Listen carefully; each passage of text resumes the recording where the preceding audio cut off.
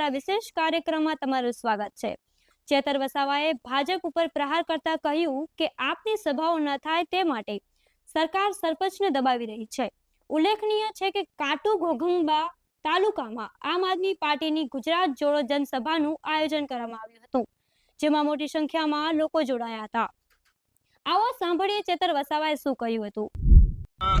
કાટુ ગામે આમ આદમી પાર્ટીની ગુજરાત જોડો અભિયાન અંતર્ગતની સભા મળી ત્યારે આ ધરતી પરથી જેમણે અંગ્રેજો સામે ખૂબ લાંબો 30 વર્ષનો 1838 થી 1868 સુધીનો સંગ્રામ ખેલ્યો એવા રૂપસિંહભાઈ નાયક અને એમની પૂરી ટીમને અમે યાદ કરીએ છીએ। સાથે સાથે એમની આ જે વંશજો છે જે પણ અમને આજે મળ્યા છે ત્યારે અમે પણ પોતે ગર્વ અનુભવીએ છીએ।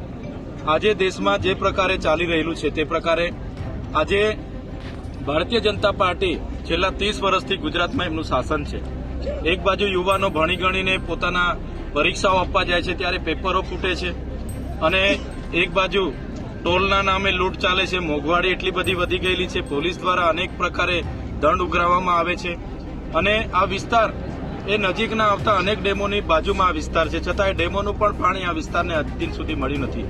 અહીંના નેતાઓ માત્ર ને માત્ર નલ સે જલ અને મનરેગા જેવી યોજનાઓમાં પોતાની એજન્સીઓ લગાવીને કરોડો રૂપિયા ઘરે બેસીને પોતાની એજન્સીઓમાં ટ્રાન્સફર કરાવે છે, જેના કારણે અહીંના લોકોને રોજગારી નથી મળતી, અહીંના લોકોને નળથી પાણી નથી મળતું અને ડેમોથી કોઈ પણ સુવિધા સિંચાઈની આજ દિન સુધી મળી નથી।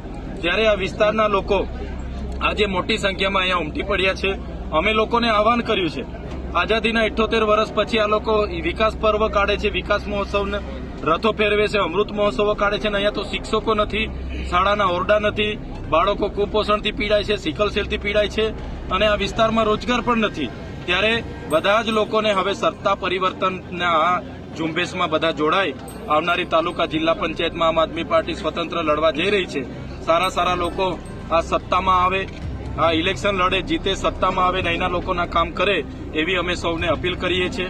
આમ આદમી પાર્ટી જે પ્રકારે ગુજરાતમાં ખેડૂતોને પોતાના પાકના સારા ભાવ મળે, કડદા પ્રથા દૂર થાય એના માટેની જે લડત ચલાવી રહેલી છે અને જે પ્રકારે આ વિસ્તારના આદિવાસીઓ માટે જે પેન્ડિંગ દાવાઓ છે જેમને સનતો નથી મળી, કેટલાક લોકોને સનતો મળી છે પણ ઓછી જમીનની મળી છે, ત્યારે એ દાવાઓ પણ સરકાર સત્વરે આપી દે।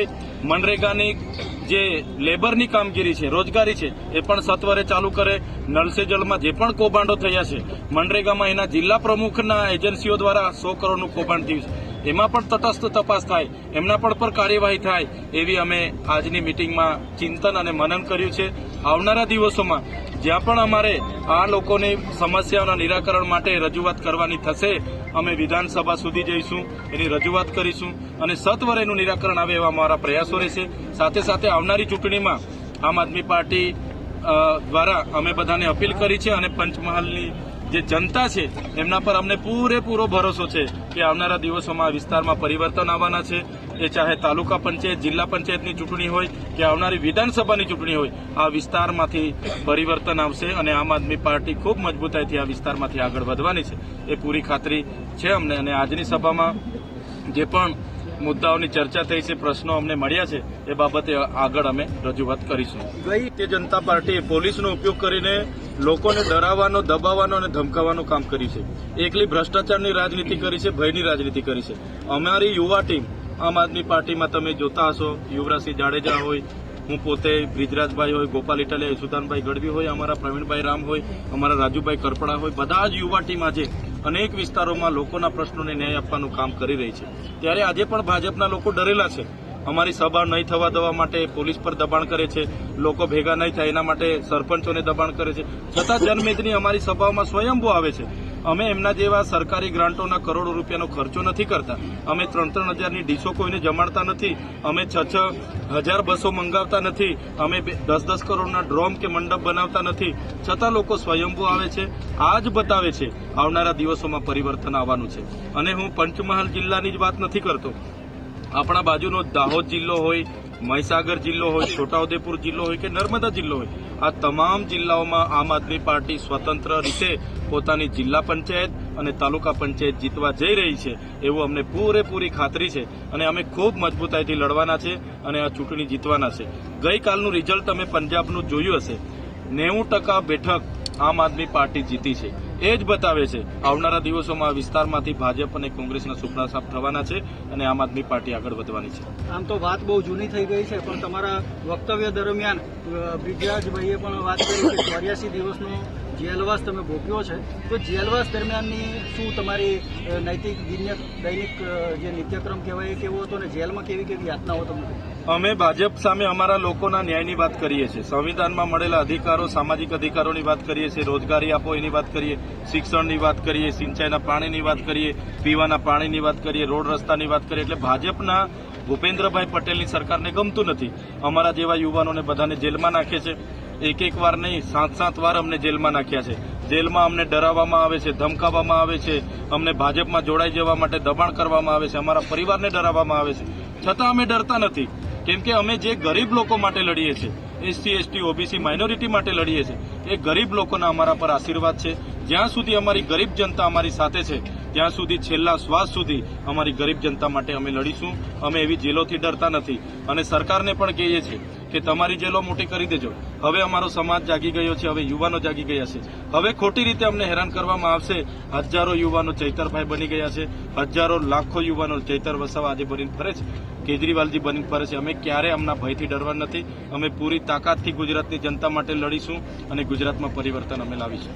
ગુજરાતની અંદર આ છેલ્લો પ્રશ્ન પૂછી લે ચૈતરભાઈ કે જેમ ભગવાન બિરસા મુંડાની ઠેર ઠેર એ થઈ રહી છે, પૂજાઓ થઈ રહી છે, એમના સ્ટેચ્યુઓ મૂકવામાં આવે છે અને આદિવાસી સમાજ માટે એક પ્રેરણાનો સ્ત્રોત કહેવાય છે, અને એવી જ રીતે ચૈતરભાઈને બીજા કહી શકાય કે બિરસા મુંડાજી તરીકે લોકો જોઈ રહ્યા છે. એ વિશે તમે શું કહેશો? હું સામાન્ય પરિવારમાંથી આવું છું, ખૂબ નાનો માણસ છું. લોકોના આશીર્વાદથી આજે મારાથી બનતા પ્રયાસ લોકોના કામો કરવા માટે હું કરું છું.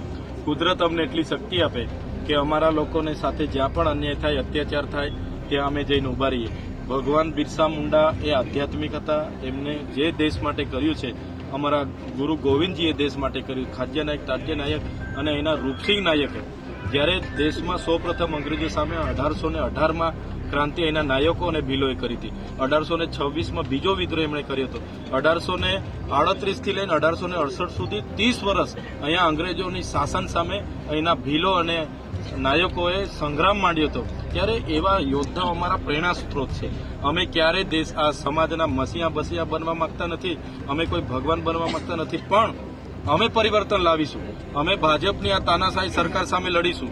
અમે ક્યારે પણ અમે એમના જેલો ભેલોથી કે કેસો બેસોથી ડરીએ નહીં. હા, અમારા સમાજ માટે લડતા લડતા ક્યાંક અમારું ધડ પણ ધરવું પડશે, તમે સમાજ માટે ધરીશું. હમણાં છેલ્લે આપણું જે આ પાર્ટીનું જે પ્રદેશનું જે ડેલિગેશન છે, માનનીય મંત્રીશ્રી અને વિધાનસભાની અંદર ગુજરાતના મુખ્યમંત્રીશ્રી પાસે ગયા હતા, તો શું માંગણીઓ હતી અને એ અંગે એમનો શું પ્રતિભાવ હતો? અમારી સ્પષ્ટ માંગણી હતી કે ખેડૂતો જે પાક પકવીને બજારમાં વેચવા જાય છે તો એમને યોગ્ય એમએસપી પ્રમાણે એના ભાવ મળે. જે પાક નુકસાનીના સર્વે થયા એમાં આજે ખેડૂતોને કોઈને 2000 ને કોઈને 4000 આપીને સરકારે લોલીપોપ આપ્યા છે.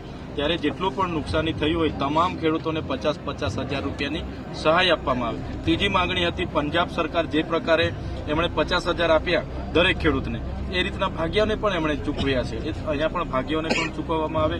અને પંજાબ સરકાર જે પ્રકારે ખેતીવાડી માટે 12 કલાક મફત વીજળી આપે છે, તો ગુજરાત સરકાર પણ ખેડૂતોને 12 કલાક મફત વીજળી આપે. એ પ્રકારના 11 મુદ્દાઓ અમે ત્યાં મૂક્યા છે. હાઈ ટેન્શન લાઇનોમાં ખેડૂતોને વળતર મળે, નહેરમાં જે લોકોની જમીન જાય, રોડમાં જમીન જાય, જે લોકોની ડેમોમાં જમીન ગઈ છે એમને પણ યોગ્ય વળતર મળે, એમના પરિવારમાં એક જણને નોકરી મળે, એવા 11 પ્રકારના મુદ્દાઓની અમે માગણી કરી. માન્ય મુખ્યમંત્રી પર અમે અપેક્ષા લઈને ગયા. એમણે અમને કીધું છે કે ટૂંક સમયમાં આ બધા માગણીઓ પર અમે ચર્ચા કરીશું અને એને શક્ય બને એટલી સરળતાથી અમે મૂકીશું અને મંજૂર રાખીશું. તો અમે એ જોઈએ છે. અગર નહીં થશે તો આવનારા દિવસોમાં તમામ વર્ગના લોકોને સાથે રાખીને પૂરા ગુજરાતમાં આંદોલન તો કરીશું. આ ઘટના અંગે આપ શું વિચારો છો? કોમેન્ટ કરીને કોમેન્ટ બોક્સમાં જરૂરથી જણાવજો. અત્યાર માટે બસ આટલું જ. નમસ્કાર.